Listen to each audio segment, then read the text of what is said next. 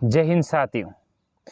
तो जो 8 मई को भारत बंद था, उसके जो सबसे बड़ा फायदा रहा वो ये था कि युवाओं में जो उत्साह था, वो उत्साह इतना गजब का उत्साह था सभी युवाओं में। संपूर्ण भारत में आप चाहे केरला ले लो, कर्नाटका ले लो, साउथ के कोई भी ले लो, बिहार ले लो, यूपी, राजस्थान, हरियाणा, पंजाब, यहाँ तो देखने लायक था। और सभी युवा जो लग रहा था कि 8 तारीख को जो भारत बंद का अपना आह्वान है वो इतना सफल नहीं होगा, लेकिन जिस तरह से युवा ग्राउंड पे उतरे, सड़कों पे उतरे, वो काबिले तारीफ था। और सभी युवाओं ने बढ़ चढ़ के इसमें भाग लिया और एक बहुत शानदार तिरंगा रैली और एक अनुशासित तिरंगा रैली जो डिफेंस की पहचान है उस प्रकार की निकाली। और सरकार को ये भी चेतावनी दे दी कि ये बहुत अच्छा मैसेज पहुंचा है कि आने वाले कुछ दिनों में यदि जो भर्तियों का शेड्यूल है वो पारित नहीं होता है तो ये युवा उग्र हो सकते हैं, क्योंकि काफ़ी जगह पे बसें जाम हुई, काफ़ी जगह जैसे बिहार में बच्चे पटरियों पे भी उतरे।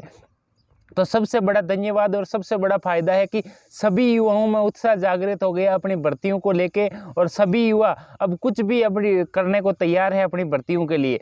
और दूसरा सबसे फायदा कि इससे अपने जो ये अपनी मांग थी उससे अपने अब साथ बड़े बड़े संगठन जुड़ गए हैं। जैसे राजस्थान से तो लगभग 25-30 विधायक थे, उन्होंने इस पर ट्वीट किया।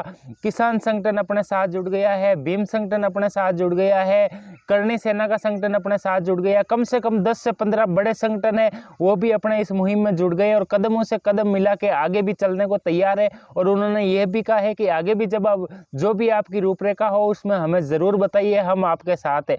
तो ये भी एक इसका बहुत बड़ा फायदा हुआ और सरकार के पास इसका बहुत बड़ा मैसेज पहुंचा, क्योंकि बड़े लोगों ने इस पर ट्वीट किए और सब लोगों ने इसमें बढ़ चढ़ के भाग लिया। तो सरकार को ये भी पता चल गया कि अब जो आंदोलन होगा वो सिर्फ युवाओं का नहीं, ये इसमें साथ कम से कम 8 से बड़े संगठनों का भी आंदोलन होगा, वो भी युवाओं के साथ खड़े होंगे।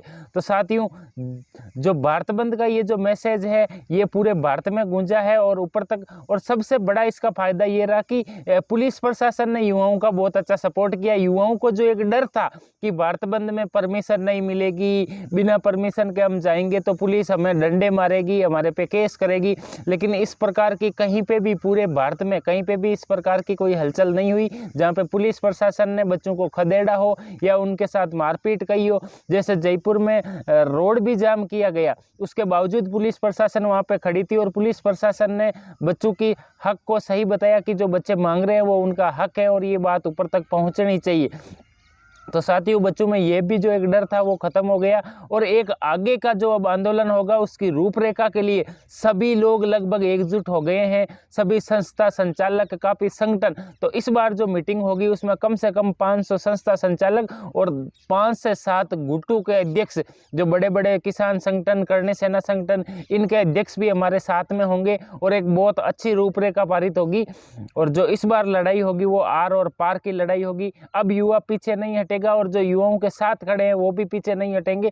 युवाओं के पास ये भी बहुत अच्छा मैसेज गया कि लगभग 90% भारत के जो संस्था संचालक थे उन्होंने इसमें बढ़ चढ़ के भाग लिया और युवाओं के साथ रहे, युवाओं के साथ खड़े रहे और रैली में युवाओं के साथ कदमों से कदम मिला के और सारे दिन पैदल उस पर चलते रहे और भारत बंद में एक बहुत बड़ा योगदान दिया।